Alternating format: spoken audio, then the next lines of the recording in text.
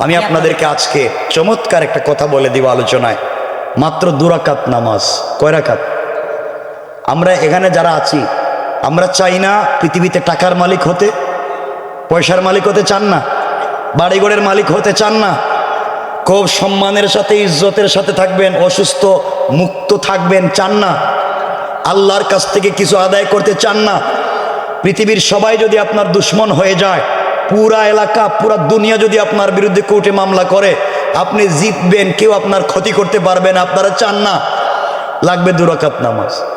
কেমনে এটা বলে দিব আজকে যদি আমি সময় পাই, কিন্তু আপনারা বসবেন কিনা এটা আমি জানি না। আমার মুসলমান বন্ধুগণ, গভীর মনোযোগ। এই দুনিয়ার জমিনে হাকিম লোকমানের কথা বলছিলাম, মনোযোগ দিয়ে শোনেন। দুনিয়ার জমিনে আল্লাহ তাআলা কেউ বলেছেন 4 কালো, কেউ বলছেন 3 জন কালোকে সম্মান দিয়েছেন, আকাশচুম্বী সম্মান দিয়েছেন। এর মধ্যে একজন কালোর নাম হাকিম লোকমান। লোকমান একদিকে কালো ছিলেন, এত কালো পৃথিবীতে তার মতো কালো মানুষ বোধহয় এখন পৃথিবীতে আর নাই। একদিকে কালো, অপরদিকে ঠোঁট মোটা, অপরদিকে নাক বোচা, অপরদিকে চোখ ছোট, পাও রেল লাইনের মতো ফাড়া ফাড়া। বুঝেননি আমার কথা? এমন একটা মানুষ হাবশী গোলাম, আল্লাহ তাআলা তার কথাকে কোরআনের আয়াত বানিয়ে দিয়েছে। এক জিন্দেগি হাকিম লোকমান ছাগল চড়াইতেন, ছাগল রাখালি করতেন। তার বন্ধু ছিল, একসাথে ময়দানে বকরি রাখালি করতেন। একদিন একজন বকরি রাখাল দেখে তার একজন বন্ধুর মতো দেখা যায় পাহাড়ের উপরে বসে বসে নসিহত করে, ওয়াজ করে। বকরি রাখাল আস্তে আস্তে করে কাছে গিয়েছে, চেহারার দিকে তাকিয়ে দেখে এটা তো আমার বন্ধু লোকমানের মতো মনে হয়, চেহারা সুরেতে তো লোকমানের মতো মনে হয়, কিন্তু লোকমান তো ছিল বকরি রাখাল। সে এত লাখ লাখ মানুষের সামনে ওয়াজ করে কেমনে? ওয়াজ শেষ হয়ে গেল, আস্তে করে বকরি রাখাল হাকিম লোকমানকে ডাক দিয়ে বলছে, বাইরে আমার বলতে লজ্জা হয়, আমার একজন বন্ধু ছিল, দেখতে হুবহু তোমার মতো, কিন্তু তুমি যে সেই বকরি রাখাল আমি জানি না। আমি বলতে চাই আমার এক বন্ধু ছিল যার নাম ছিল লোকমান, আমার সঙ্গে বকরি রাখালি করতো, একসাথে ঘুরে বেড়াইতাম, দেখতে হুবহু আপনার মতো, কিন্তু আপনি তো এত বড় আলেম, পাবলিকের সামনে নসিহত করেন, আপনাকে তো বকরি রাখাল বলতে পারি না। হাকিম লোকমান গোলামকে জড়াইয়া বলছেন, বাইরে তুই ধরতে পারলে আমি সত্যি বকরি রাখাল, আমি তোর বন্ধু লোকমান, কিন্তু আল্লাহর কাছে তাকওয়া অর্জন করেছি, আল্লাহ তাআলা আমাকে বকরি রাখাল থেকে এই পৃথিবীর হাকিম বানিয়ে দিয়েছেন। পড়েন সুবহানাল্লাহ। এই জন্য আল্লাহর কাছে মর্যাদা লাভ করতে গেলে বড় বংশের হওয়ার দরকার নাই, বড় বংশের হওয়ার দরকার নাই।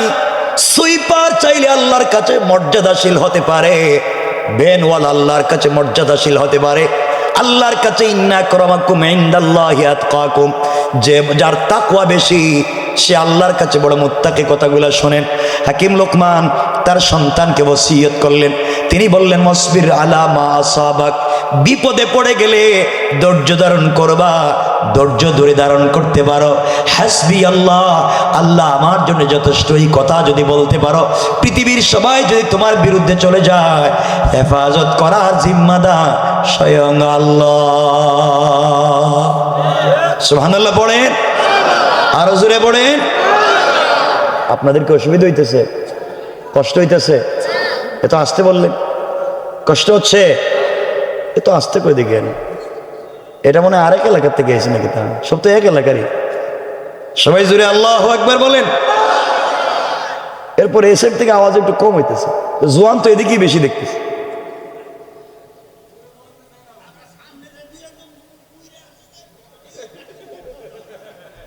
আমার বন্ধুগণ খুব মনোযোগ দিয়ে শোনেন। হাকিম লোকমান তার সন্তানকে বলতেছেন, বাবা তুমি বিপদে পড়লে আল্লাহর কাছে সাহায্য চাইবা, ধৈর্য ধারণ করবা, পুরো দুনিয়া যদি তোমার বিরুদ্ধে চলে যায় কেউ তোমার ক্ষতি করতে পারবে না।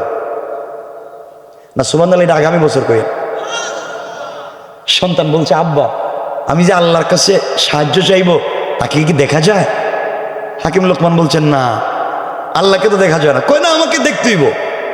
যে আল্লাহ এত কিছু করতে পারে, আমি আল্লাহকে দেখা লাগবেই। আল্লাহকে দেখা যায়? দেখার সম্ভাবনা আছে? লোকমান বলছেন, বাবা আল্লাহকে দেখতে পারবো না, কিন্তু আল্লাহর একজন বুজুর্গ বলি আছে, একজন নবী পয়গম্বর সরাসরি আল্লাহর কাছ থেকে নবুয়ত নিয়েছেন, তাকে দেখলেই তোমার দিল শান্ত হয়ে যাবে, তাকে দেখলেই আল্লাহর কথা মনে পড়বে, তার কাছাকাছি গেলেই রবকে পেয়ে যাইবা। তো আব্বা তাইলে আমি ওনার কাছে যেতে চাই।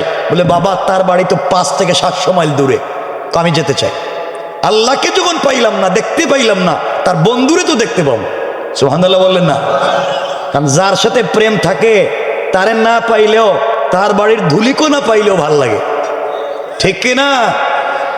সন্তান বলতেছে, আল্লাহকে যদি নাও দেখতে পাই, তার বন্ধুরে তো পাবো, যার সাথে রব কথা বলেছে তারে জড়াইয়া ধরবো, আর বিশ্বাস মনে মনে করব, আল্লাহ দেখতেছে, আমাকে জান্নাত দিবে।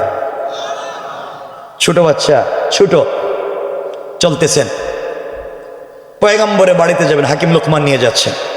সন্তানেরা দেখবেন, বাচ্চা মানুষ, আপনি নানার বাড়ি নিয়ে যাইতেছেন, আপনার পিছনে রেখে সামনে চলে যায়, ঠিক না? এরা সামনে দৌড়ায়। আমার মুসলমান বন্ধুগণ, গভীর মনোযোগ। হাকিম লোকমান সন্তানকে নিয়ে চলতে লাগলেন। অনেক দূর পর্যন্ত পৌঁছে গিয়েছে সন্তান। হাকিম লোকমান পিছনে পিছনে যায়।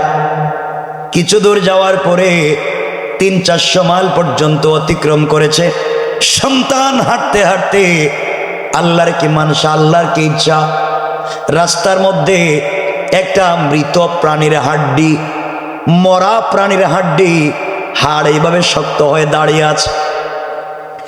হাকিম লোকমানের সন্তান হাঁটতে গিয়ে ওই মৃত প্রাণীর হাড্ডির উপরে পা পড়ে গিয়েছে। হাড্ডিটা পায়ের পাতা দিয়ে ঢুকে উপর দিয়ে বের হয়ে গিয়েছে। বিষাক্ত বিষে চিৎকার করে কান্না করে পড়ে গিয়েছে অজ্ঞান। হাকিম লোকমান সন্তানকে কুলে নিয়েছেন, কিন্তু এই হাড্ডি যে বের করবেন কোনো সুযোগ পাচ্ছেন না। বাচ্চার চিৎকারে আকাশ বাতাস প্রকম্পিত হয়ে যায়। 1-2-3 ঘন্টা চলে গিয়েছে।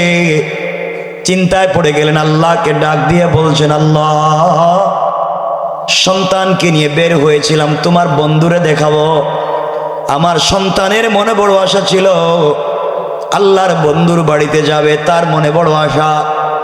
তোমাকে জীবনে দেখে নাই, তোমার বন্ধুকে দেখে তার চক্ষু শীতল করবে। আয় আল্লাহ তাআলা, এত বড় বিপদ দিয়েছো, আমার মনে হয় সন্তানকে নিয়ে আর যেতে পারবো না। ক্লান্ত বদন নিয়ে বসে পড়লেন। তাবু টানাইয়া দিলেন, যেতে পারলেন না। আর অপেক্ষা করলেন, এলাকা দিয়ে যদি কোনো পথিক যায়, যাত্রী যায়, তাদের কাছ থেকে চিকিৎসার সরঞ্জাম অথবা ডাক্তার খুঁজবেন। এভাবে পড়ে আছেন। 2-3 ঘন্টা পরে দেখা যায় যেই জায়গায় হাড্ডি ঢুকছিল, 2-3 ঘন্টার ভিতরে পচে গিয়েছে, পোকা ধরে ফেলেছে। আল্লাহর পরীক্ষা শুরু হয়ে গিয়েছে। ওয়ামতাহানাল্লাহু কুলুবাহুম লিত্তাকওয়া।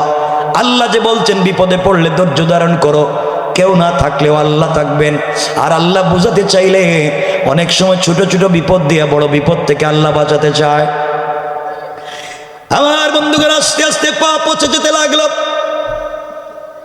হাকিম লোকমানের ছেলে হাউমাউ করে কান্না করে, আর হাকিম লোকমান সিজদায় পড়ে কান্না করে ডাক দিয়া বলেছে, আল্লাহ, কি হয়েছে? এত তাড়াতাড়ি সন্তানের পাও পচে যায়। আমার বাচ্চাটা মনে হয় পৃথিবীতে আর বাঁচবে না, মরে যাবে। কিছুক্ষণ পরে ধবধবে সাদা কাপড় পরিহিত একজন বুজুর্গ বাচ্চাটার সামনে হাজির। সালাম দিয়ে বলছেন, বাবা তোমার নাম কি, কি হয়েছে? হাকিম লোকমানের ছেলে বলছে, আঙ্কেল, আপনার চেহারা এত সুন্দর, জীবনে এত সুন্দর মানুষ দেখি নাই। বাবা তোমার বাপের নাম কি? আমার বাবার নাম লোকমান, যাকে পৃথিবীর মানুষ হাকিম লোকমান নামে চিনে। আমার বাবা আমাকে নিয়ে আল্লাহর বন্ধুর বাড়ি যাইতে চাইছিলেন। আমারও মনে বড় আশা ছিল আল্লাহর বন্ধুর বাড়ি যাব, তাকে দেখব, কিন্তু আমার পায়ের মধ্যে কাঁটা বিঁধে গিয়েছে, এই জন্যে আমি যেতে পারলাম না। এই কথা বলে হাকিম লোকমানের ছেলে কান্না করতেছে।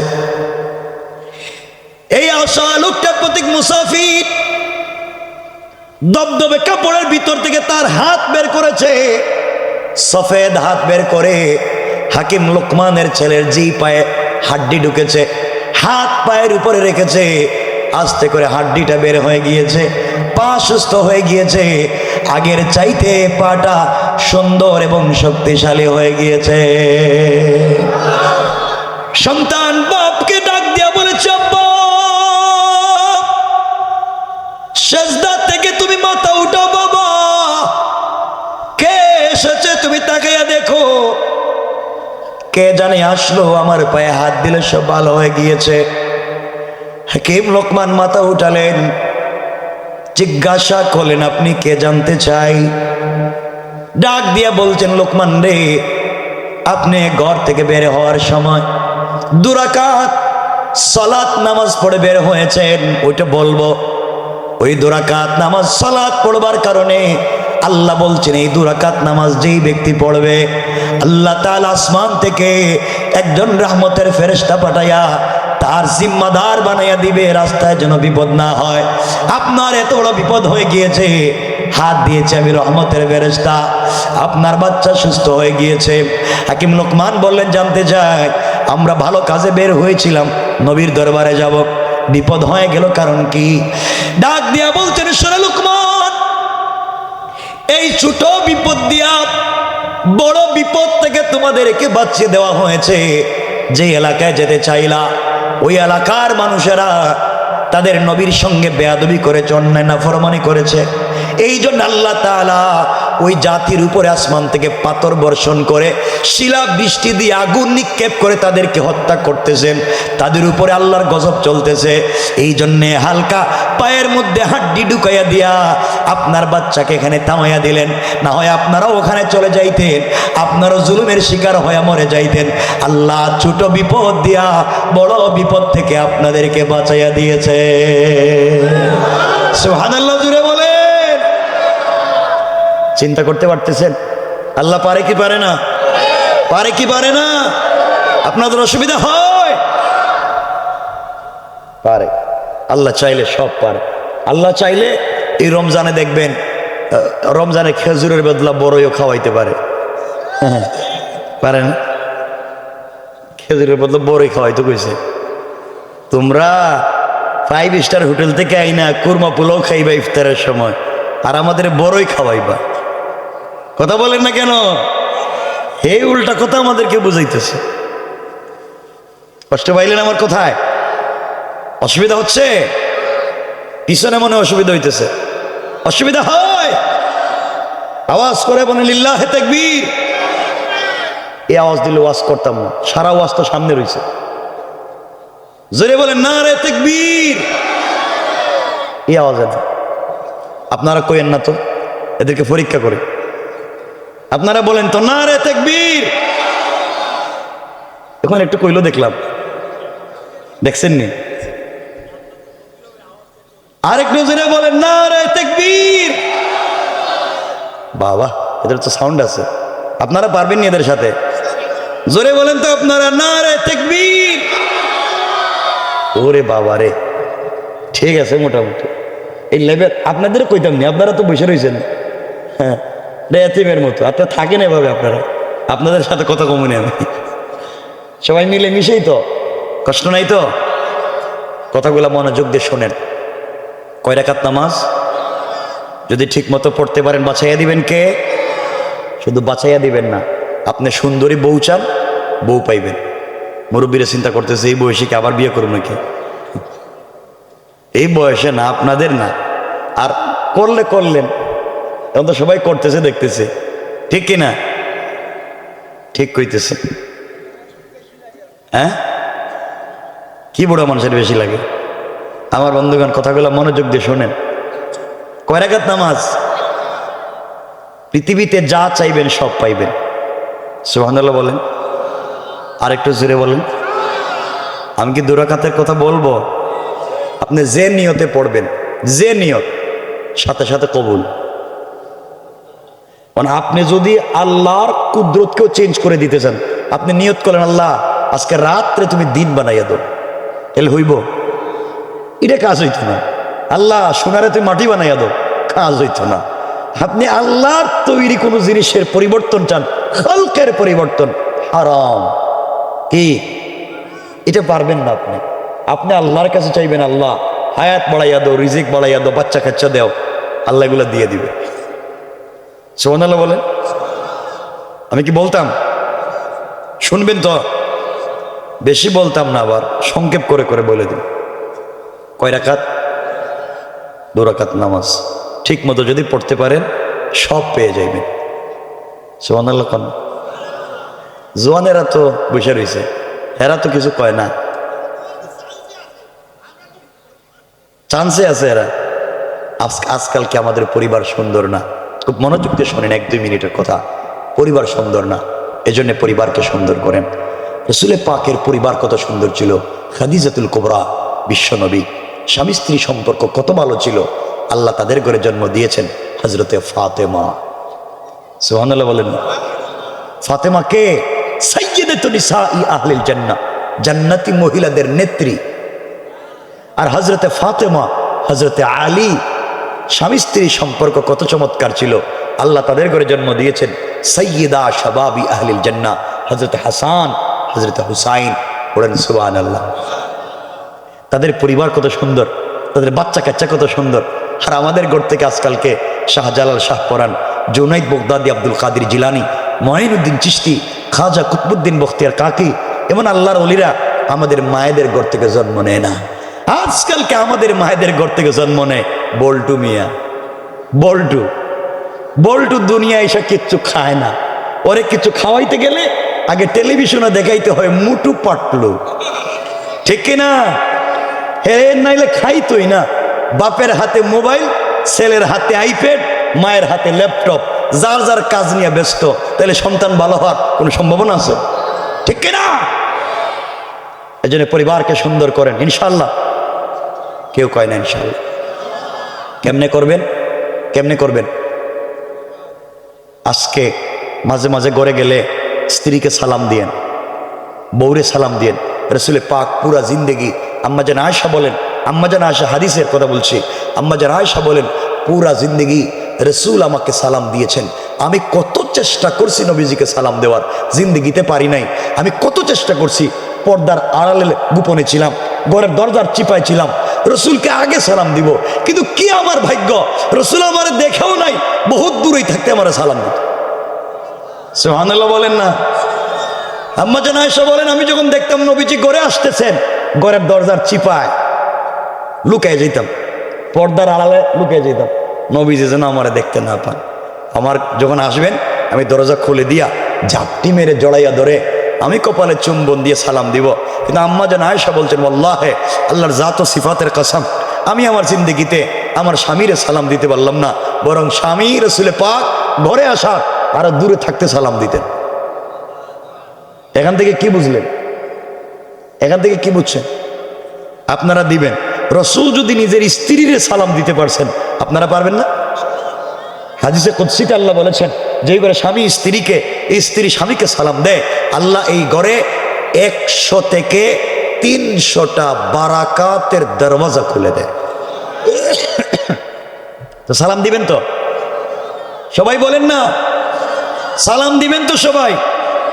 এই যে দেখেন মুরব্বী যারা বসে রয়েছে মাঝে মাঝে, এরা মুসকি মুসকি হাসতেছে, এরা চিন্তা করতেছে হুজুর 50-60 বছর গেছে গা, বউরে সালাম দিলাম না, আজকে যদি সালাম দেই তুই বউ মনে করবো বুইড়া কোন কাম ঘটাইছে, আর আমারে সালাম দিয়ে ভাব মারতেছে, ঠিক কিনা?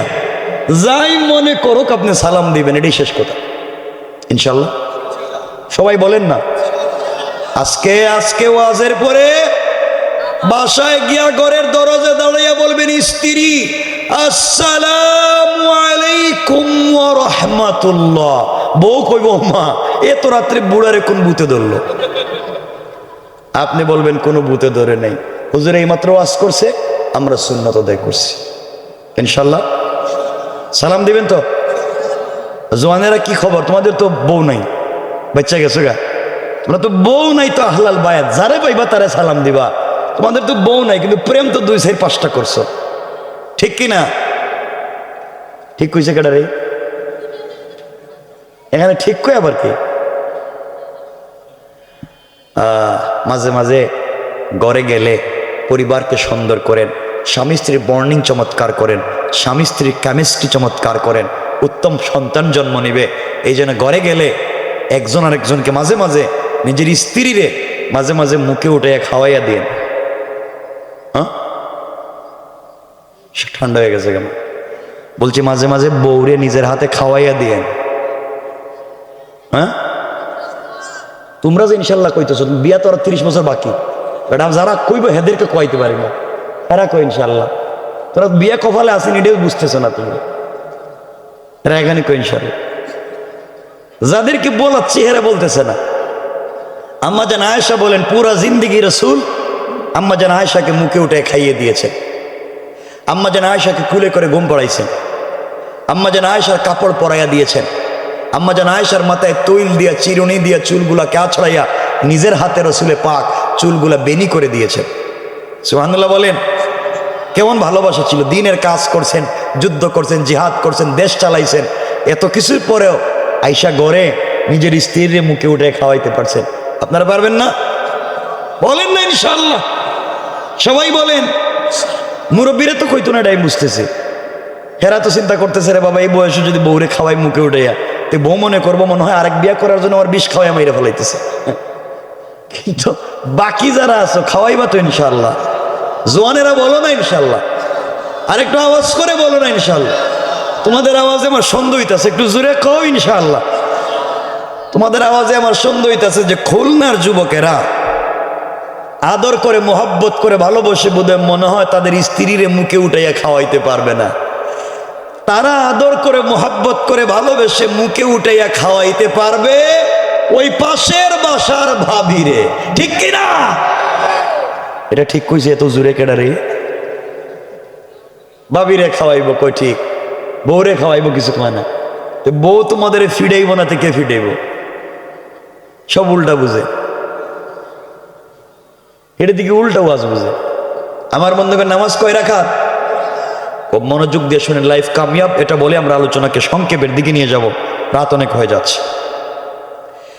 আমার মুসলমান বন্ধুগণ, কথাগুলা দিল দিয়া শুনেন, হয়তো আমাদের লাইফ কামিয়াবি চলে আসবে। হাকিম লুকমান একদিন সন্তানদেরকে সামনে নিয়ে ওসিয়ত করতেছেন, বাবা তুমি এভাবে চলবা, ওভাবে চলবা। লোকমানের ছেলে দাঁড়িয়ে বলছে, আব্বা জান আপনি যে কথাগুলা বলছেন সব মানি বাবা, কিন্তু আমাকে ব্যবসা করে খাওয়া লাগবে, আপনি আমাকে কিছু টাকা দেন, পয়সা দেন, ব্যবসা করতে চাই। হাকিম লোকমান বলছেন, সন্তান আমার তুমি যে ব্যবসা করবে এই পরিমাণ পয়সা আমার কাছে নাই, তোমাকে কেমনে দিব? আমার কাছে তো টাকা নাই তোমাকে দেওয়ার। সন্তান বলছে, আব্বা জান আপনি যদি কিছু টাকা আমারে দেন, ওই টাকা দিয়ে হালাল পথে বিজনেস করতে চাই। কারণ আল্লাহর রাসূলকে আল্লাহ জানাইয়া দিয়েছেন 100 ভাগ রিজিকের 95 ভাগ রিজিক হইল ব্যবসায়, আর 5 ভাগ রিজিক হলো বাকি পুরা দুনিয়ায়। আল্লাহু আকবার। এই জন্য আল্লাহ পুরা দুনিয়ার সমস্ত পয়গম্বরদেরকে দিয়ে ব্যবসা করাইছেন।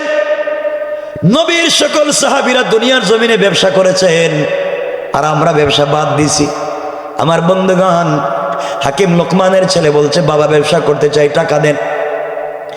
লোকমানে হাকিম বলছেন, শোনো সন্তান, আমার এক বন্ধুর কাছে 3000 টাকা পাই, দিনার অথবা দিরহাম পাই।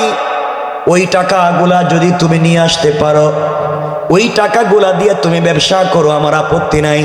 কিন্তু বাবারে ওই টাকাগুলা আনতে গেলে হয়তো তুমি মরে যেতে পারো, বাঁচবে না। আব্বা জান এত কঠিন কথা বললেন কেন, বলেন না। হাকিম লোকমান বলছেন, সন্তান রে আমার বন্ধু কিন্তু এলাকায় থাকে না, অনেক দূরে সাগরের পারে থাকে, ওখানে যেতে যেতে তুমি ইন্তেকাল করতে পারো, মরে যেতে পারো। সন্তান বলছে, আব্বা জান বলেন কি হতে পারে বলে দে। হাকিম লোকমান বলছেন, বাবা ওই টাকা আনার জন্য তুমি যখন ঘর থেকে বের হইবা, ঘর থেকে বের হয়ে যাওয়ার সময় আচ্ছা মতো এক বোতল পানি নিবা, গ্লাস এক বোতল পানি নিবা, পানি সঙ্গে করে নিয়ে যাইবা। ঘর থেকে বের হয়ে যাওয়ার সময় আল্লাহর উপরে ভরসা করে যাইবা, আল্লাহর উপরে ভরসা করে। সন্তান রাস্তায় যাওয়ার পরে কিছু দূর যাওয়ার পরে দেখবা বিশাল বড় একটা মরুভূমি, যেদিকে চোখ যায় শুধু মরুভূমি আর মরুভূমি। ওই জায়গায় যাওয়ার পরে মরুভূমির বালিগুলো এত গরম হয়ে যাবে, তোমার পা দিলে পায়ের নিচের পাতার চামড়া জ্বলে যাবে।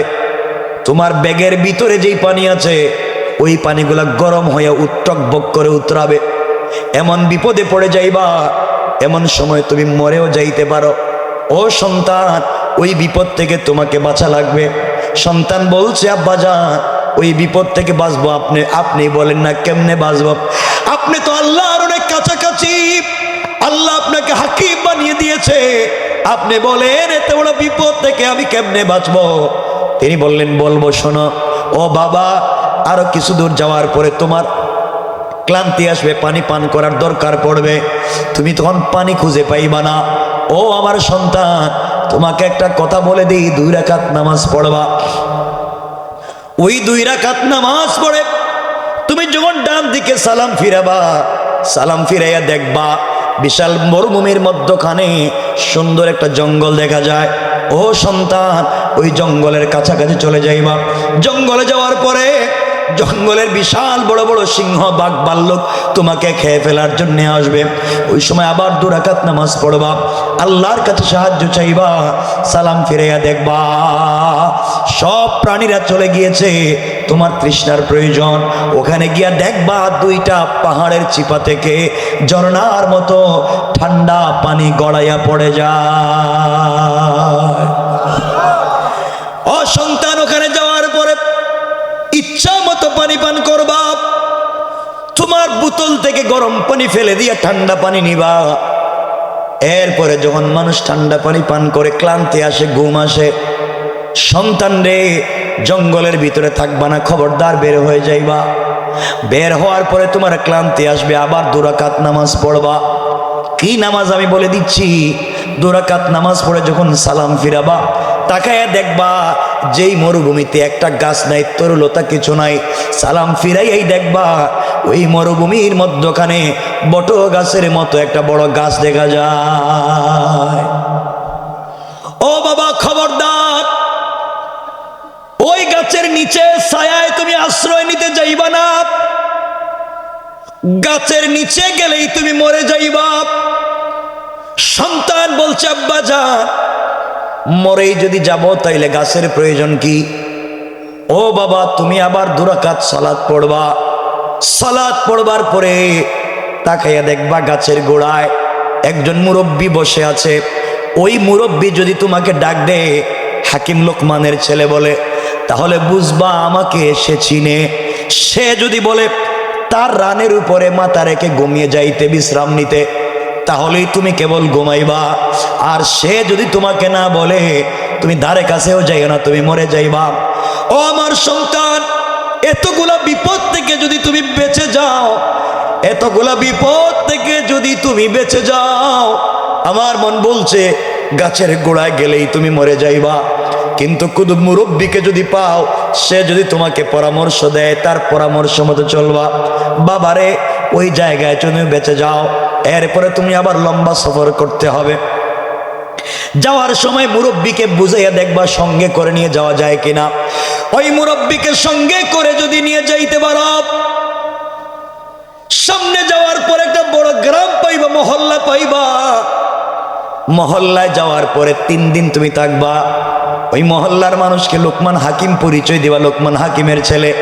মানুষ তোমাকে আদর করবে, আপ্যায়ন করবে, ভালোবাসা দিবে। খবরদার বাবা, 3 দিনের বেশি থাকবা না। 4 নাম্বার দিন হয়ে গেলে তুমি মরে যাইতে পারো। ও বাবা, কেমনে বাঁচবো? ওই সময় 2 রাকাত নামাজ পড়বা। আমার আল্লাহ চাইলে তোমাকে বিপদ থেকে বাঁচাইয়া দিবে। 4 নাম্বার দিন যদি সকাল শুরু হয়ে যায়, এই এলাকার বিশ্ব সুন্দরী একটা মেয়েকে পুরা এলাকাবাসী মিলে তোমার কাছে বিয়ে দিতে চাইবে। খবরদার বাবা, তুমি বিয়ে করবা না। বিয়ে করলেই তুমি মরে যাইবা, আর যদি বিয়ে করাই লাগে এই মুরব্বীর পরামর্শ নিবা, সাথে সাথে 2 রাকাত নামাজ পড়বা। আমার বিশ্বাস এই নামাজের মাধ্যমে আল্লাহ তোমাকে বাঁচাইয়া দিবে। ওই বিপদ থেকে যদি তুমি বেঁচে যাও, গ্রাম থেকে আরো অনেক দূরে সাগরের পারে আমার বন্ধুর বাড়ি, বন্ধুর বাড়িতে গিয়ে দেখবা সাগরের পারে বাড়ি, 2 তলা বাড়ি, কাঠের বাড়ির 2 তলায় বন্ধু থাকে, তার সন্তানদেরকে নিয়ে নিচতলা খালি। বাবারে সন্তান আমার বন্ধুর কাছে গিয়ে বললে টাকা চাইলেই টাকা দিবে না। আজ পর্যন্ত কত শত মানুষ তার কাছে পয়সা পায়, যত মানুষ টাকা চাওয়ার জন্য গেছে কেউ ফিরে আসে নাই, সব মরে গিয়েছে। সবাই রে কেমনে মেরে ফেলে রাত্রবেলা তার বাড়িতে থাকতে হয়। আমার মন বলছে তুমি যদি তার বাড়িতে থাকো রাত্রবেলা তুমি মরে যাইবা। ও বাবা, তাইলে আমি গিয়ে লাভ কি? পয়সাও পাবো না, মরে যাব। হাকিম লোকমান বললেন যদি যাওয়াই লাগে 2 রাকাত নামাজ পড়বা, ওই মুরব্বীর কাছে পরামর্শ চাইবা। আমার বিশ্বাস বিপদে পড়ে গেলেও 2 রাকাত নামাজের ওসিলায় আল্লাহ তোমাকে বাঁচাইয়া দিবে। সুবহানাল্লাহ, জোরে বলেন। আপনার আওয়াজ যত কমতেছে আমি সময় তত কমাইয়া দিতেছি। আমি কি সংক্ষেপ করে দেব? আপনার আওয়াজ যে কমে গেল একবার, সুবহানাল্লাহটা একটু জোরে কর, আর একটু জোরে কর। এতগুলা বিপদের কথা হাকিম লোকমান বলতেছেন সন্তানকে, কিন্তু সাথে সাথে বাঁচারও পদ্ধতি বলছেন। নামাজ কয় রাকাত? কয় রাকাত? সন্তান রেডি হয়ে গিয়েছে, খুব মনোযোগ দিয়ে শোনেন আমার বন্ধুগণ। সন্তান রেডি হয়ে গিয়েছে সফরের জন্য, ব্যাগের ভিতরে পানি নিয়েছে। হাকিম লোকমানকে ডাক দিয়া বলছে, আব্বাজান আপনি যে তখন বললেন 2 রাকাত নামাজ পড়বো, কি নামাজ পড়বো? হাকিম লোকমান বলছেন, বাবারে রেডি হয়ে চলে যাওয়ার সময় 2 রাকাত নামাজ পড়বা, সলাতুল হাজাত। কিসের নামাজ? সলাতুল হাজাত নামাজ পড়বা। সেজদায় গিয়ে আল্লাহর কাছে সাহায্য চাইবা, আর ডাক দিয়া বলবা, আল্লাহ রাস্তায় বের হয়ে যাচ্ছি, আয় আল্লাহ তাআলা তুমি ছাড়া আর কেউ নাই। সন্তান রে, আমার মন বলছে আল্লাহ তাআলা এই 2 রাকাত নামাজের ওসিলায় সকল বিপদ থেকে তোমাকে বাঁচাইয়া দিবে। সুবহানাল্লাহ, জোরে পড়ে। কেমনে পড়তে হয় 2 রাকাত, কোন সূরা কখন বলে দিলাম। আমার মুসলমান বন্ধুগণ কথাগুলো দিল দিয়া শোনেন। সন্তান ঘর থেকে বের হয়েছে, পানি নিয়ে বের হয়েছে, 2 রাকাত নামাজ পড়ে বের হয়েছে। হাকিম লোকমান বলছেন, বাবারে যেই ব্যক্তি 2 রাকাত সলাতুল হাজত পড়ে ঘর থেকে বের হবে তার জিম্মাদারি স্বয়ং আল্লাহর হয়ে যায়। তাকে হিফাজত করা, তাকে বাঁচাইয়া রাখা, দুনিয়ার আফাত আর বলিয়াত থেকে তাকে মুক্ত রাখা একমাত্র আল্লাহর দায়িত্ব হয়ে যায়। সুতরাং তুমি যখন 2 রাকাত সালাত পড়ে বের হয়ে যাবা, তখন তোমাকে হেফাজত করা পৃথিবীর কারো দায়িত্বের মধ্যে পড়ে না। তোমাকে হেফাজত করার জিম্মাদার স্বয়ং আমার আল্লাহ। ঘর থেকে বের হয়ে গেলেন, সফর করতে করতে কিছু দূর যাওয়ার পরে দেখে সত্যি বাবার কথা মতো বিশাল বড় একটা মরুভূমি দেখা যায়। হাঁটতে হাঁটতে ক্লান্ত হয়ে গিয়েছে, জিহ্বা যেন বের হয়ে যায়, কলিজা শুকিয়ে গিয়েছে। হাকিম লোকমানের ছেলে কাঁদতে শুরু করেছেন।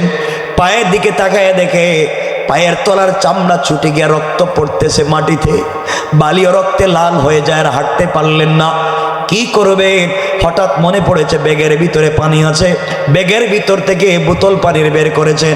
বের করে দেখে বোতলের ভিতরে পানি টকবক করে উতরায়। আল্লাহু আকবার, জোরে বলুন আল্লাহু আকবার। বাবা যা বলেছে অক্ষরে অক্ষরে মিলে যায়। মনে পড়েছে বাবা বলেছেন এই পানি পান করলে মরে যাব।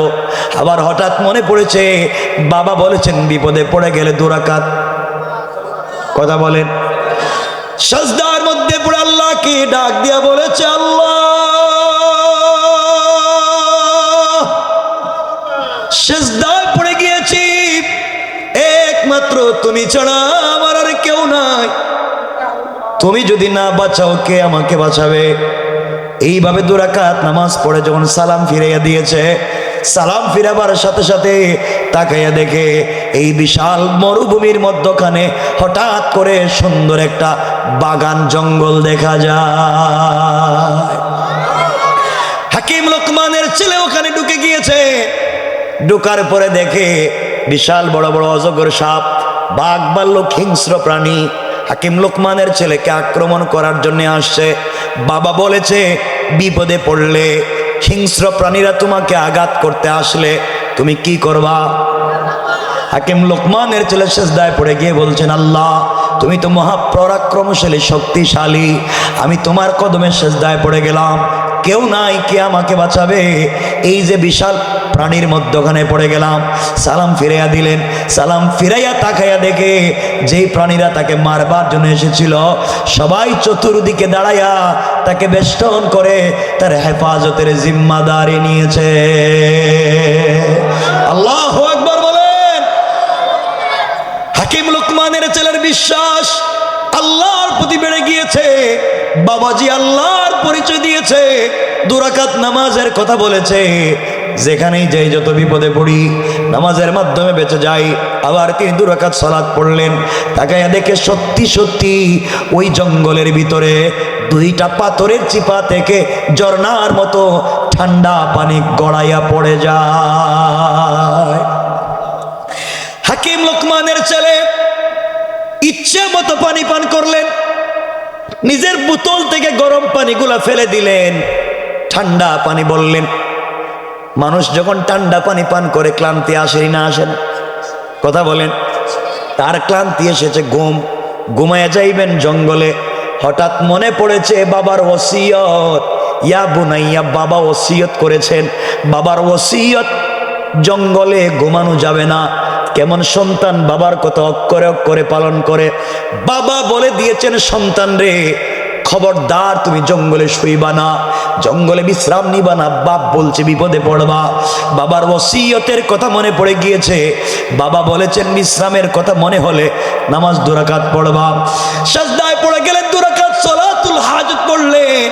সালাম ফিরাইয়া দেখে জঙ্গলের মধ্যখানে, পাহাড়ের জঙ্গলের মধ্যখানে, অথবা যে বিশাল মরুভূমির মধ্যখানে বট গাছের মতো একটা গাছ দেখা যায়। দৌড়াচ্ছেন ওখানে বিশ্রাম নেবেন। হঠাৎ বাবার ওসিয়তের কথা মনে পড়ে গিয়েছে। বাবা বলেছে ওই গাছের নিচে বিশ্রাম করলে নির্ঘাত। কথা বলেন। কে বলছে? বাবা। কে বলছে? সন্তান কেমনে বাপের কথা শুনে? আর আজকালকে সন্তান বাপরে শুনবো কথা, বাপের কথা শুনে বাপরে ফিডায়, বাপরে মারে। নিজের বাপরে কই বুইড়া, আর শ্বশুর বাড়ি গা শ্বশুর আব্বা আপনি আঙ্গুর খাইবেন না আপেল খাইবেন। কথা বলেন না কেন?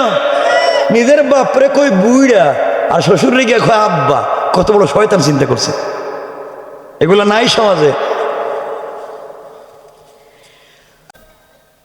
হাকিম লোকমানের ছেলে বাবার ওসিয়ত মতো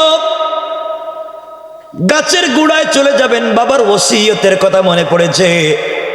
গাছের গোড়ায় গেলে নির্ঘাত মত। হঠাৎ মনে পড়েছে বাবা বলেছেন যদি কোনো মুরব্বীকে দেখো আর ওই মুরব্বী যদি আমার নাম ধরে ডাক দেয় তাহলে তাকে বিশ্বাস করবা, তার দ্বারা তোমার ক্ষতি হবে না। হঠাৎ করে তাকাইয়া দেখেন গাছের গোড়ায় হেলান দিয়া, মুখে সাদা দাড়ি, মাথায় সুন্দর সাদা পাগড়ি, একজন আল্লাহর গোলাম বসে বসে তাসবিহ পড়ে যায়। ডাক দিয়ে বলছে, হাকিম লোকমানের ছেলে এদিকে আসো। আস্তে আস্তে কাছে গিয়েছে। মুরব্বী ডাক দিয়ে বলছে, বাবা তোমার মনে হলে ক্লান্তি আসছে, তুমি একটু ঘুমাও, বিশ্রাম নেও।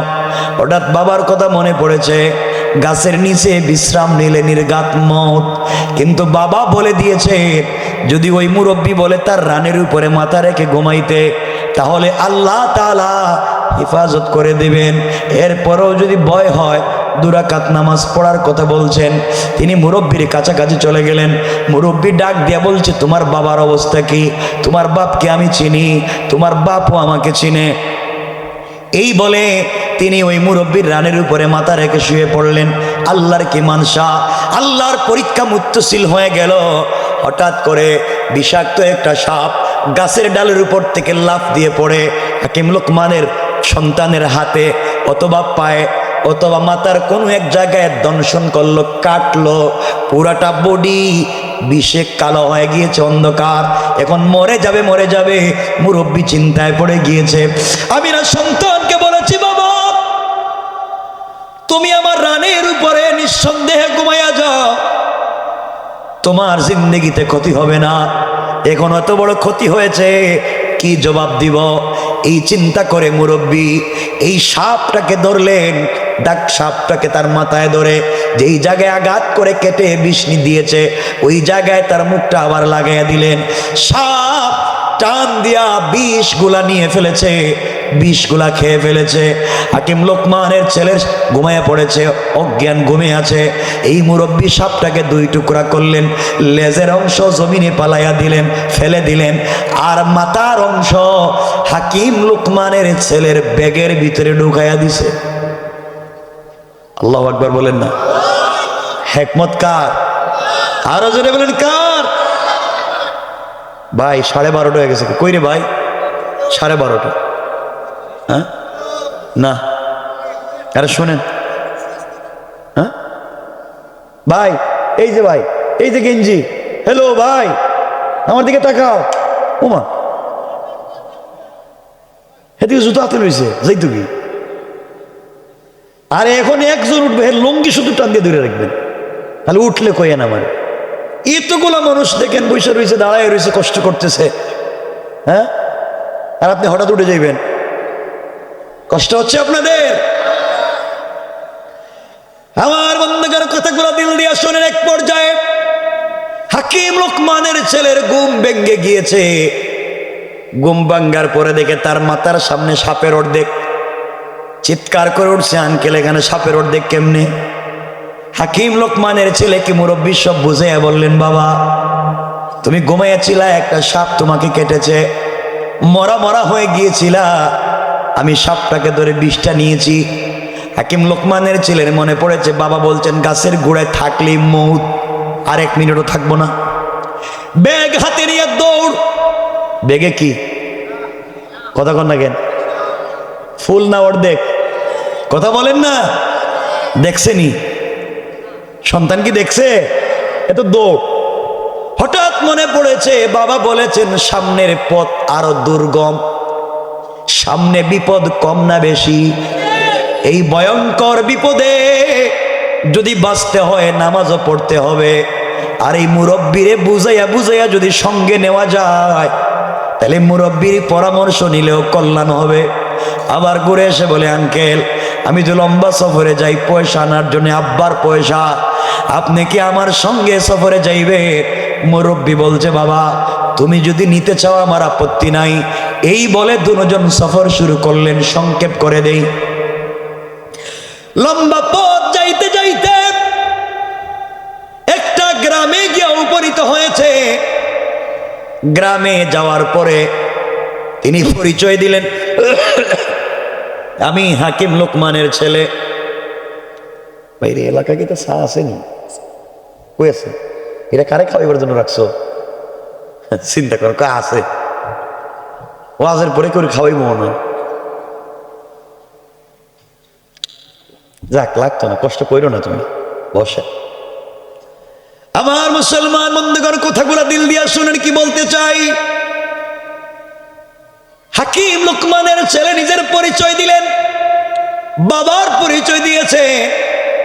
বড় বাবার ছেলে পরিচয় দিয়েছেন। এলাকার মানুষ খেদমতে হাজির, হাদিয়া নিয়া খেদমতে হাজির। খুব সুখে শান্তিতে 3 দিন চলে গেল।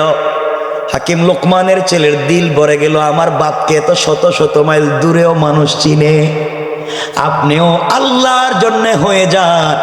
আল্লাহ বলছেন, কাউকে যদি আমি ভালোবাসা শুরু করি গোটা দুনিয়ার সৃষ্টিকে বলে দেই তারাও যেন আমার বান্দাকে ভালোবাসতে শুরু করে দেয়। আল্লাহু আকবার। আল্লাহ বললেন, আমি যদি কাউকে ভালোবাসতে শুরু করি আসমানের উপরে ফেরেশতাদেরকে বলে দেই অমুকের ছেলে অমুককে আমি ভালোবাসি, তোমরাও ভালোবাসো। জিব্রাইল বলেন, আমিও ভালোবাসি। ফেরেশতারা বলে, আমরাও ভালোবাসি। আসমান দুনিয়ার সকল প্রাণীরা এমনকি পানির নিচে পাথরের চিপায় পড়ে যে পিপিলিকাও হাঁটে, ওই পিপিলিকা পর্যন্ত তাদের জন্য দোয়া করে যায়। হাকিম লোকমানের ছেলে 3 দিন থাকলেন। বাবা বলেছেন চতুর্থ দিন সকাল হয়ে গেলে বিপদ আছে না নাই, ভুলে গেছেন? চতুর্থ দিন সকাল হয়ে গিয়েছে, হঠাৎ করে তাকাইয়া দেখে এলাকার মানুষ মিলে বিশ্ব সুন্দরী একটা মেয়েকে আসমানের নিচে জমিনের উপরে, এত সুন্দর মেয়ে বোধহয় আর নাই, এমন একটা মেয়েকে নতুন বধূর মতো সাজাইয়া সুলাইমানের হাকিম লোকমানের কাছে এনে হাকিম লোকমানের ছেলের কাছে এনে বলছে, বাবা তোমার বাপের সঙ্গে আমাদের বড় তাল্লুক আর সম্পর্ক, এটা আমরা জিন্দা রাখতে চাই, তুমি আমাদের এই মেয়েকে বিয়ে করো।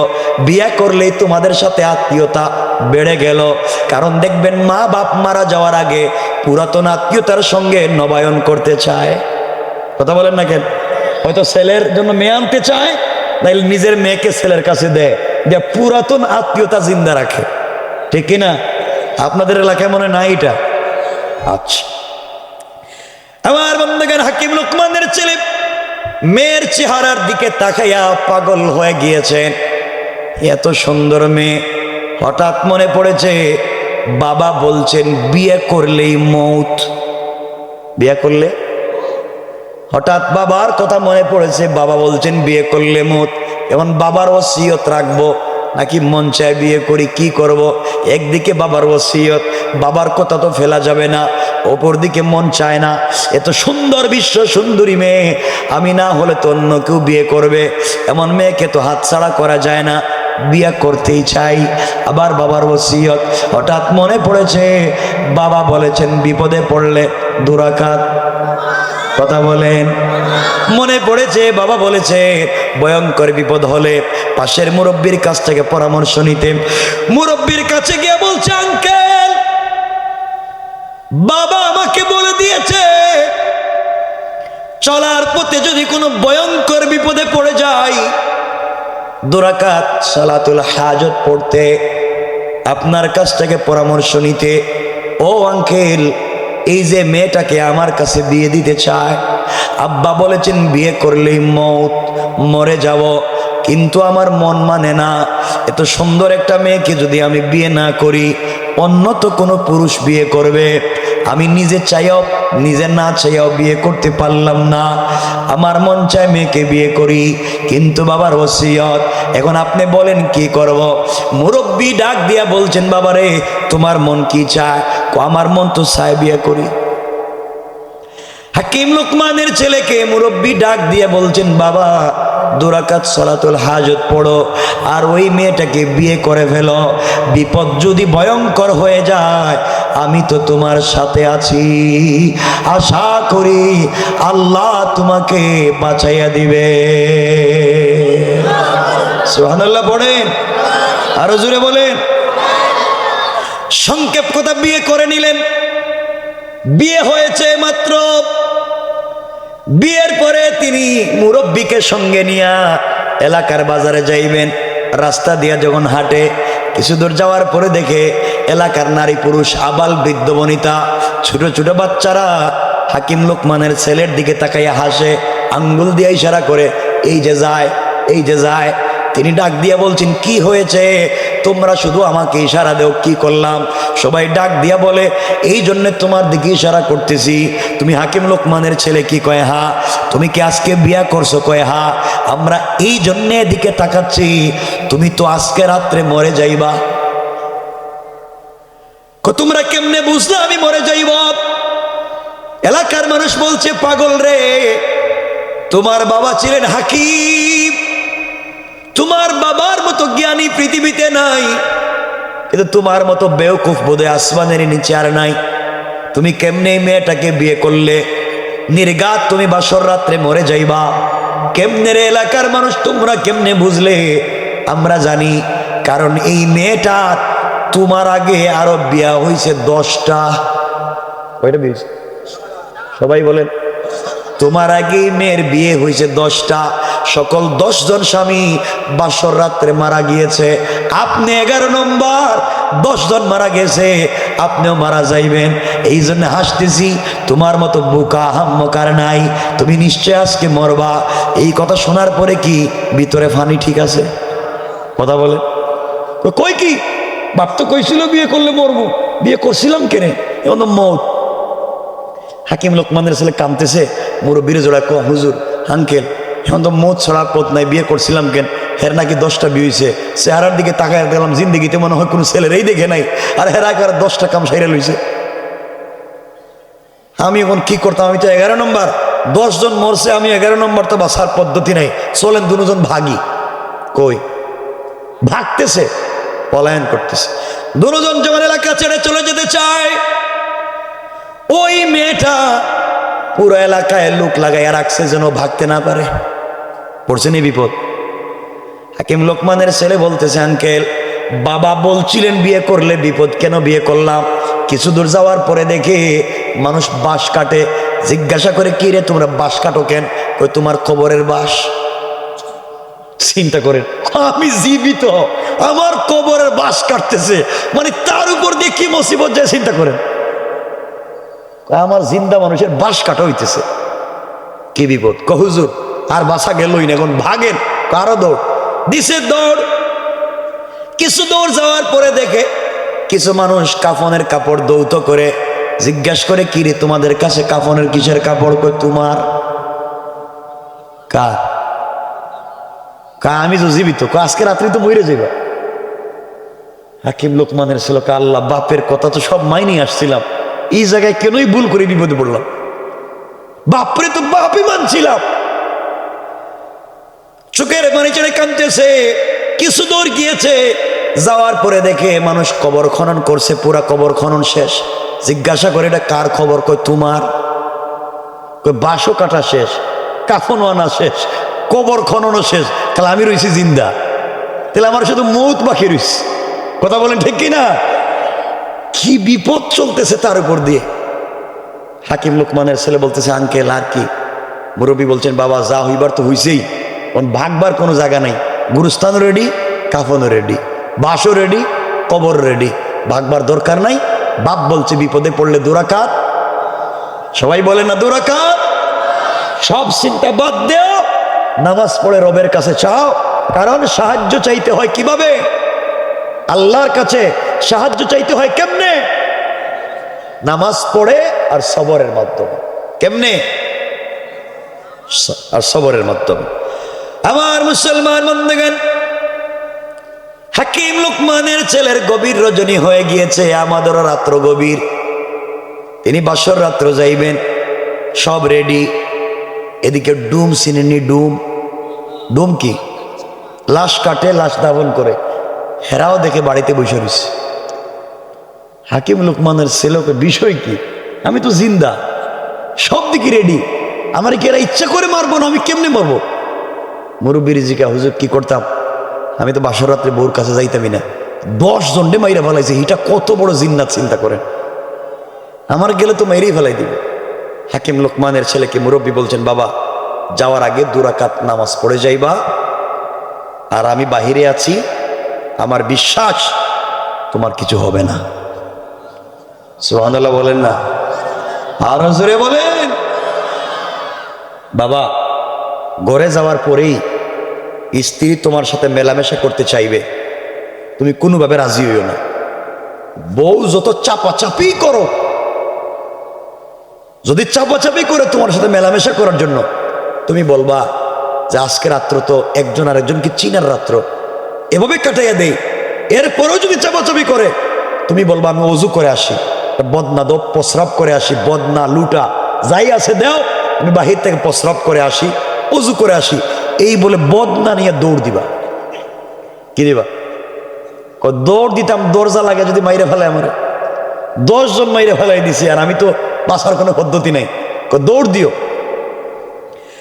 আমার বন্ধুগণ, হাকিম লোকমানের ছেলে 2 রাকাত নামাজ পড়লেন, ঘরের ভিতরে ঢুকে গেলেন।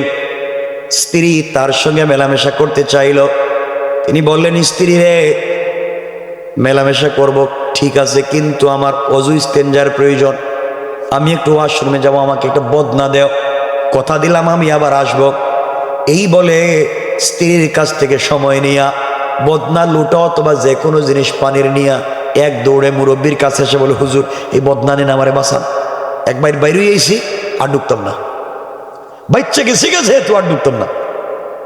হাকিম লুকমানের ছেলেকে মুরব্বী বলছেন, বাবা অজু করে আসো, প্রস্রাব করে ইস্তেঞ্জা করে অজু করে আসো, বদনা আমার কাছে রেখে দাও। হাকিম লুকমানের ছেলে বদনা অথবা পাত্র যেটাই ছিল রেখে দিলেন। হাকিম লুকমানের ছেলে গেছেন অজু করতে। এদিকে হাকিম লুকমানের ছেলের ব্যাগের ভিতরে সাপ অর্ধেক আসেনি, সবাই বলেন আছে, অর্ধেক সাপ বের করেছে, বদনার ভিতরে মুরব্বী ঢুকাইয়া দিয়েছে, বদনার মুখটা বন্ধ করে দিয়েছে। হাকিম লোকমানের ছেলে এসে বলছে, আঙ্কেল কি করব? বাবা 2 রাকাত নামাজ পড়ো, সালাতুল হাজত পড়ো, কান্না করে এরপরে যাও। হুজুর এখন গেলে তো মনে হয় আর বাইরে আইতাম না, মাইরেই ফেলাই দেব, যাও তুমি, আল্লাহ তোমাকে বাঁচাইয়া দিবে। 2 রাকাত নামাজ পড়েছে, ডাক দিয়ে বলেন, বদনা নিয়ে যাইবা, ঘরে যাওয়ার পরে স্ত্রী তোমার সঙ্গে মেলামেশা করতে চাইবে, তুমি বলবা অবশ্যই মেলামেশা করব, শর্ত একটা, তুমি এই বদনায় প্রস্রাব করা লাগবে। মহিলা মেয়েটা যদি তোমার স্ত্রী প্রস্রাব করতে রাজি হয়ে যায়, প্রস্রাব করার পরে বদনা নিয়ে দিবা এক দৌড়, আবার আমার কাছে আইবা, এরপরে আমি যা বলবো তাই করবা। আমার মন বলতেছে আল্লাহ তাআলা আজকে তোমাকে বাঁচাইয়া দিবে। সুবহানাল্লাহ, জুড়ে বলেন। হুজুর আপনি যাই আমারে বলেন, যাই ওয়াজ করে বুঝান, আমার মনে হয় আর বাইরে আইতাম না আজকে। হাকিম লোকমানের ছেলে ঘরের ভিতরে ঢুকলেন, স্ত্রী তার সঙ্গে মেলামেশা করতে চাইলেন।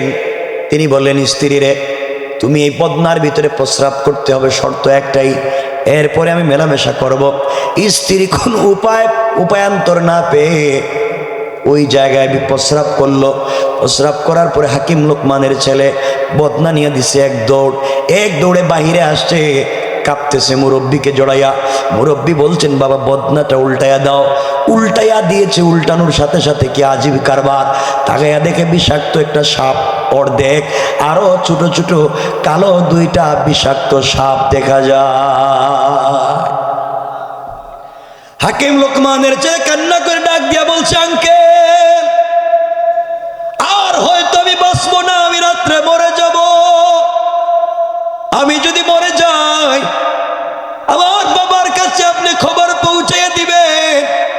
বাবার সবগুলা কথা মানছি, একটা ওসিয়ত না মানবার কারণে এত বিপদে পড়ছি দিয়ে। হাকিম লোকমানের ছেলেকে মুরব্বী বলছেন, বাবা এখানে 3টা সাপের কোনো কাহিনী জানো কি? কয় না। ও বাবা, তোমার ব্যাগের ভিতরে অর্ধেক সাপ আমি আগে রেখেছিলাম, গাছের নিচে তোমাকে যে সাপ কাটছিল অর্ধেক কেটে ফেলে দিয়েছিলাম, অর্ধেক তোমার ব্যাগের ভিতরে রেখে দিয়েছি।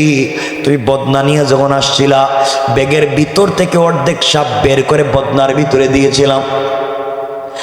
আর তুমি যখন ওটা নিয়ে গিয়েছ, তোমার স্ত্রী যখন এই বদনার ভিতরে লুটার ভিতরে প্রস্রাব করতে গিয়েছে, তোমার স্ত্রীর পেটের ভিতরে আগে থেকেই ভিন্ন একটা ঘটনার কারণে, ভিন্ন একটা কাহিনীর কারণে, ভিন্ন একটা বিষয়ের কারণে তার পেটের ভিতরে বিষাক্ত 2টা বাচ্চার জন্ম হয়েছে, বিষাক্ত 2টা সাপের বাচ্চার জন্ম হয়েছে।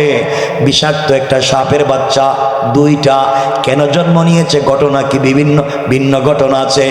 এই 2টা সাপ তার পেটের ভিতরে ছিল যখন তার 10 জন স্বামী মারা গিয়েছে, যখনই তার সাথে মেলামেশা করতে গিয়েছে ওই বিষাক্ত সাপ 2টা তাকে দংশন করত, এই জন্য 10 জন স্বামী মারা গিয়েছে। আমি অর্ধেক সাপ তার বদনার ভিতরে দিয়েছি। তোমার স্ত্রী যখন প্রস্রাব করতে গিয়েছে, সাপে জিদ বেশি, একটা আরেকটারে দেখতে পারে না, ওদের জিদ বেশি। ওরা যখন দেখছে বাহিরে আরেকটা সাপ ওকে মারবার জন্য বের হয়ে গিয়েছে, তোমার স্ত্রী পুত পবিত্র হয়ে গিয়েছে।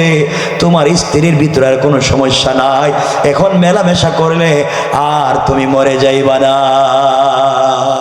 আল্লাহু আকবার। ও হুজুর পায়ে ধরে আর যাইতামি না, আর যাইতামি না এর ঘরের ভিতরে, মইরা গেলে আর যাইতামি না। এখন এই মেয়ের ভিতরে সাপের বাচ্চা 2টা আসলো কোত্থেকে? এর একটা কাহিনী আছে, এটা আজকে কইতাম না তো কইছি, সংক্ষেপে কইতাম না। রাত্রে কয়টা হয়েছে? অনেকটা হয়ে গেছে। বাপরে বাপরে, ইন্টারেস্ট। নামাজের নামে খবর থাকবে না। পেটের ভিতরে দুটা সাপ কেমনে আসছে, কেমনে জন্ম নিল, কি করেছিল, কেনই বাসলো, আল্লাহর হিকমত কি, এটা বলতাম না। এটা আরেক ঘটনা না। আমি যেদিকে যাইতে দেন। হ্যাঁ, আমি তো কইতেছি, ওয়াজ তো করতেই আছে। ওরে বাবা রে বাবা, ডায়াবেটিস নাই? আমার মুসলমান বন্ধুগণ, কথাগুলো দিল দিয়ে শোনেন।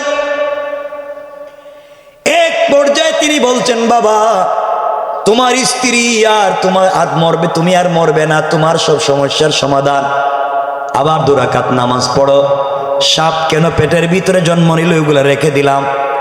আবার 2 রাকাত নামাজ পড়লেন, ঘরের ভিতরে ঢুকলেন, স্ত্রীকে বলছেন মেলামেশা করতে আপত্তি নাই। এবার স্ত্রী চোখের পানি ছেড়ে কান্না করে ডাক দিয়া বলছে, স্বামী আপনি হয়তো জানেন না, আমার আগে আরো 10টা বিয়ে হয়েছে, কোন স্বামীর সাথে আমার সংসার হয় নাই। ফুলসজ্জার রাত্রে সবাই মরে গিয়েছে, আমার জিন্দেগি এভাবেই কেটে যাবে, হয়তো আমার জিন্দেগিতে কোনো স্বামীর ঘর করা হবে না। আপনি আমাকে ক্ষমা করে দিবেন, 10 জন মরছে, আপনিও মরবেন। হাকিম লোকমানের ছেলে কয়, মুরব্বী কইছে মরতাম না, বউ দেখি কয় মরে যাই। আল্লাহু আকবার কইলেন না? বউ তো আসল ঘটনা জানে, কথা বলেন জানে। আবার বন্ধু করে এক পর্যায়ে স্ত্রী কান্নাকাটি করছে, 2 জন রাত্রবেলা মেলামেশা করলেন, 2 জন দুদিকে ঘুমিয়ে পড়লেন। ফজরের শেষ হইয়া সূর্য উদয় হয়ে গিয়েছে, কেউ কারো খবর নাই, ঘুমিয়ে আছেন। এদিকে ডুমেরা চিন্তা করে, প্রতিদিন তো একটা মরে একটা বাইর হয়, আজকে দেখি কেউ দরজা খুলে না, কারণ কি? কথা বলে, প্রতিদিন তো দেখি একটা মরে আর একটা দরজা খুলে বাইরে, আজকে দেখি কেউ খুলে না, দুটাই মনে মরছে। ডুমেরা দরজা ভেঙ্গে ঘরের ভিতরে ঢুকছে, ঢুকে দেখে 2 জন 2 দিকে শুয়ে আছে। হাকিম লোকমানের ছেলে মরে গেছে মনে করে তার পায়ে ধরে দিছে টান। মরছে না জিন্দা? কথা বলেন। পায়ে ধরে দিছে টান, হাকিম লোকমানের ছেলে দাঁড়ায় গেছে। এরা চিন্তা করে 10টা মরছে, আমরা তো লাশ নিতে আসলাম, এটা দিকে জিন্দা মনে করছে, এটা মানুষ না জিন্নাত, দিছে দৌড়।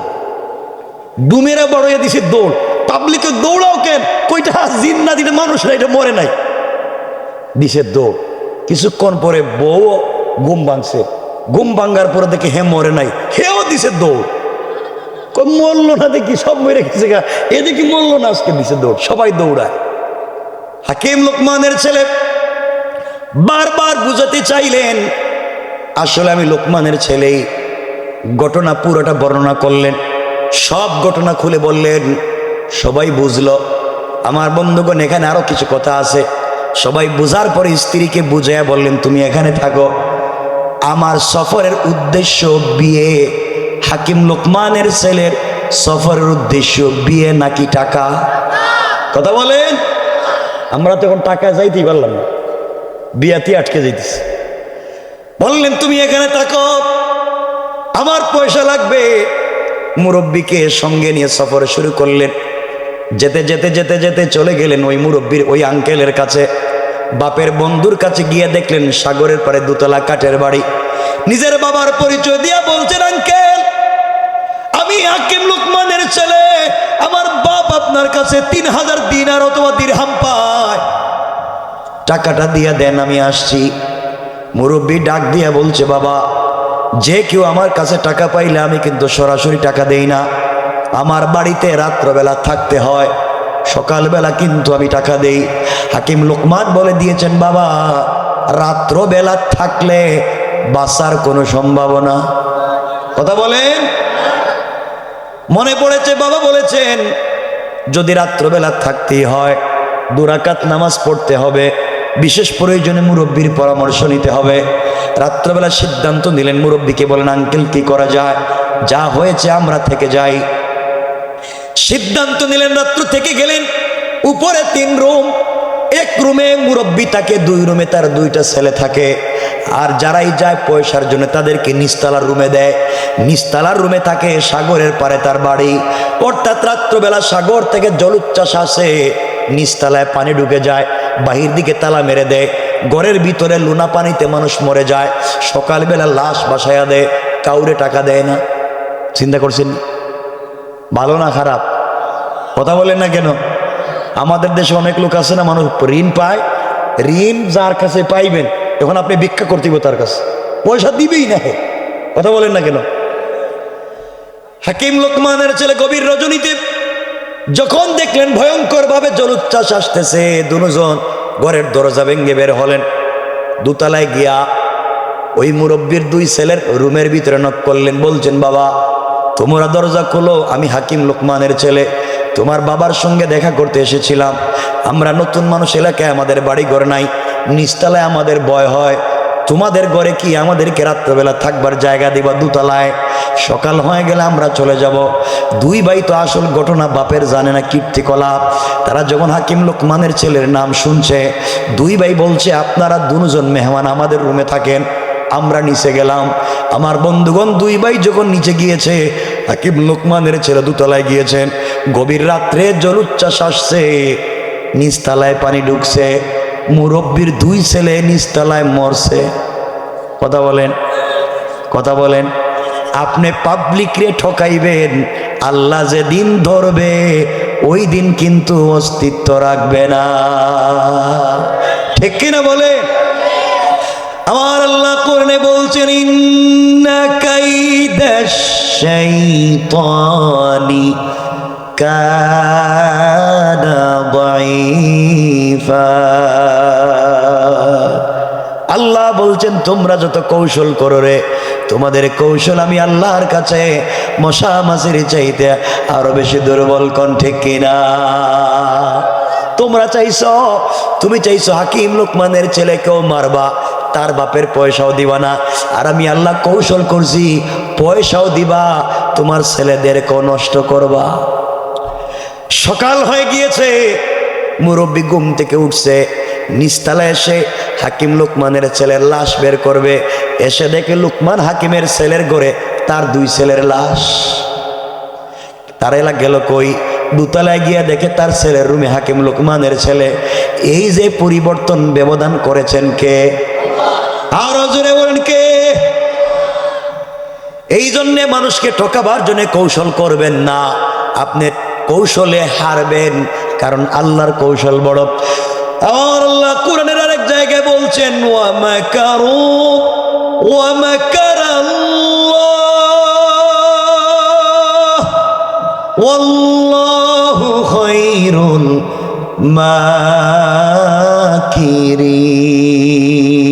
মাকিরিন। আল্লাহ রব্বুল ইজ্জত ওয়াল জালাল বলছেন, তোমরা কিসের কৌশল করো রে? তোমাদের কৌশলের চাইতে আমার আল্লাহর কৌশল আর 1000 গুণ বড়। কোন সুবহানাল্লাহ। বিপদে পড়ছে, এখন 3000 টাকাও দিছে। হাকিম লোকমানের ছেলে টাকা নিয়ে এখন চলে আসবেন। কিছু দূর আসার পরে মুরব্বী বলতেছে, বাবা টাকাও পাইলা, বিয়েও করলা, সকল বিপদ থেকে বাঁচলা, আমি তোমাকে এত পরামর্শ দিয়ে বাঁচাইয়া দিলাম, এখন যা পাইছো তোমার অর্ধেক আমার অর্ধেক। কে বলতেছে? ওই মুরব্বী যারা গাছতলার থেকে নিছিল। হাকিম লোকমানের ছেলে চিন্তা করলো, মুরব্বী যেভাবে অর্ধেক অর্ধেক চাইতেছে, কয় যদি আমার বউরও অর্ধেক, তাহলে তো মহাবিপদ। এত বিপদে পড়ে মায়ের দড়ি খাইয়া একটা বউ বিয়া করছি। মুরব্বিয়া, বাবা যা টাকা পয়সা পাইছি সব আপনি নিয়ে যান, বউ আমারে দিয়ে দেন, ভাগ ভাগ। মুরব্বী বললেন, বাবা আমার কিচ্ছু লাগবে না, টাকাও তোমার, স্ত্রীও তোমার, কিন্তু আমার পরিচয় তো তুমি জানো না, তোমার বাপার কাছে গিয়ে আমার সালাম দিও। আঙ্কেল আপনি কে?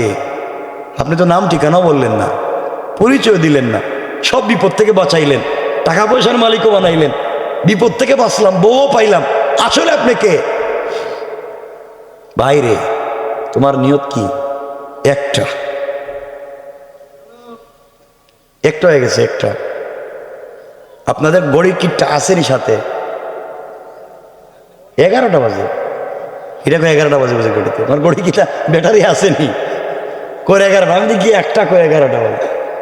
আমার 1 মিনিটে রেখে দিব, আর ওয়াজ করতাম না, 1 মিনিটও কইতাম না। তাইলে এত লম্বা সময় গেছে আর কি না। হ্যাঁ, মাশাআল্লাহ মাশাআল্লাহ। না এরপরে আজকে আর লম্বা করবো না, 1 মিনিট শোনেন, 1 মিনিট। আমার মুসলমান বন্ধুগণ, হাকিম লোকমানের ছেলে বলছে, আঙ্কেল আপনার পরিচয় জানতে চাই। মুরব্বী ডাক দিয়া বলছে, বাবারে তুমি শোনো, আমার পরিচয় জানতে চাইছো, আমি কে? তোমাকে বিপদ থেকে বাঁচাইয়া দিলাম, সব তোমাকে পাওয়াইয়া দিলাম। আমি দুনিয়ার সাধারণ কেউ না, আমি হলাম আল্লাহ তাআলা একজন রহমতের ফেরেশতা।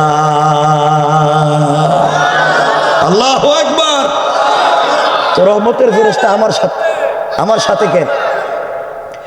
তোমার সাথে আমার কারণ তুমি যখন ঘর থেকে বের হওয়ার সময় 2 রাকাত সালাতুল হাজত পড়ে বের হয়েছো, আল্লাহ তাআলার ঘোষণা, যেই ব্যক্তি ঘর থেকে বের হওয়ার সময় সালাতুল হাজত পড়বে, তাকে হেফাজত করবার জন্যে আল্লাহ তাআলা একজন ফিরিস্তা নির্বাচন করে নির্ধারিত করে দেন।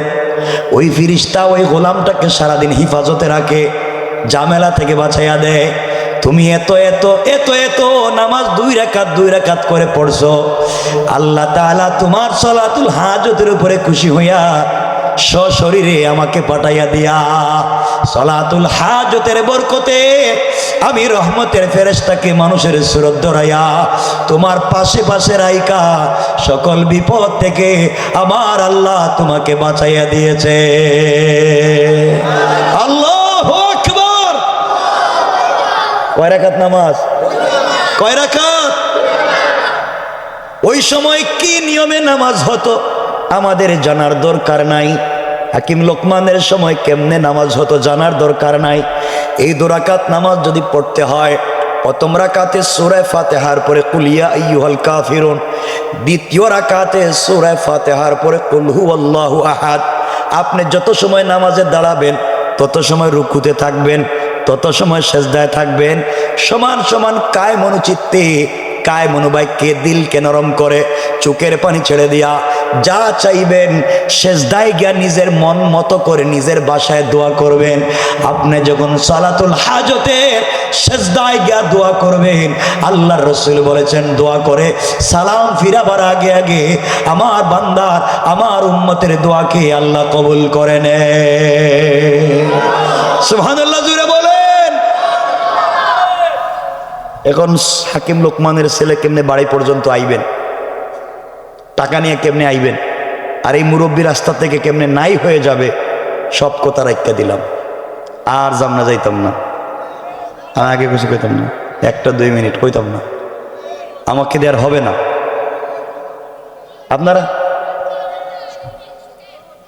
ভাই, আমি অসুস্থ মানুষ, দেখতেছেন কাশি দিচ্ছি, এখানে কথা বলতে স্যার কাশি দিচ্ছি, অসুস্থ, তাও এত লম্বা সময় কথা বলছি 1টা পর্যন্ত।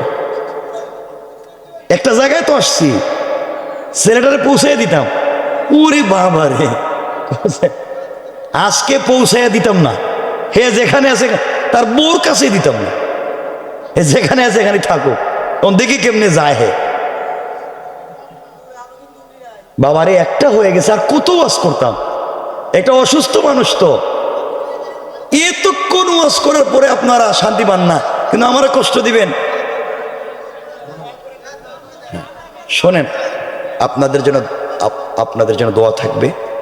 আমি তো এমনি আশা হয় না, আমার আশা হয়, আমি অনেকগুলো প্রোগ্রাম শহরে আসি, আল্লাহ যদি আনায়নি আমাকে, আমি কথা বলবো না, পুরো আলোচনায় বোঝাতে চাইলাম, নিজেকে পরিশুদ্ধ করেন, নিজের চরিত্র ঠিক করেন। ভাব ভঙ্গি ধরলেই জান্নাতে যাওয়া যাবে না, নিজের চরিত্র পরিশুদ্ধ করা লাগবে। হাকিম লোকমানের ছেলের ঘটনা দিয়ে 2টো বুঝাইলাম। 1, 2 রাকাত সালাতুল হাজত পড়লে সব বিপদ থেকে বাঁচবেন। 2 বুঝালাম একটা বাচ্চা কি পরিমাণ আদর্শবান হলে পদে পদে বাবার ওসিয়তকে মনে রাখে। আজও যদি আমরা সন্তানেরা আমাদের মা বাপের ওসিয়তকে আমাদের জিন্দগির পণ আর প্রতিজ্ঞা বানাইয়া ফেলাই, আমরাও জিন্দগিতে আর হারবো না, থাকবো না। আমাদেরকে বাঁচাইয়া দিবেন কে? এই কথাই বুঝাতে চাইলাম। আল্লাহ আমাদের সবাইকে কবুল করুক। সকলে পড়েন আমিন। সুবহান রাব্বিকা রাব্বিল ইজ্জাতি আম্মা ইয়াসিফুন ওয়া সালামুন আলাল মুরসালিন ওয়ালহামদুলিল্লাহি রাব্বিল আলামিন। আল্লাহুম্মা সাল্লি আলা মুহাম্মদ ওয়া আলা আলি কামা সাল্লাইতা ওয়া সাল্লামতা আলা ইব্রাহিম ওয়া আলা আলি ইব্রাহিম ইন্নাকা হামিদুম মাজিদ।